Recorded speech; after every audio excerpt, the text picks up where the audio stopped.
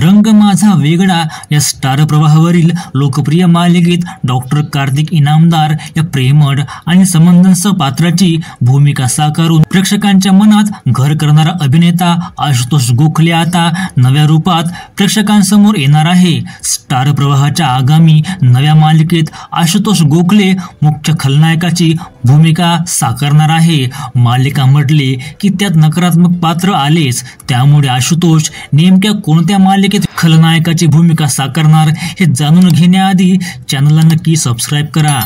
डिसेंबर महिन्याच्या शेवटी स्टार प्रवाहावर 2 नवीन मालिका सुरू होत आहे। लग्नानंतर होईलच प्रेम आणि तू ही रे माझा मितवा।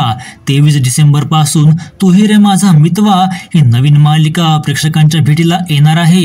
या मालिकेत अभिनेत्री शर्वरी जोग आणि अभिनेता अभिजित आमकर मुख्य भूमिकेत झळकणार आहेत। नुकताच या मालिकांचा लॉन्च सोहळा अलीकडेच मुंबईत पार पडला।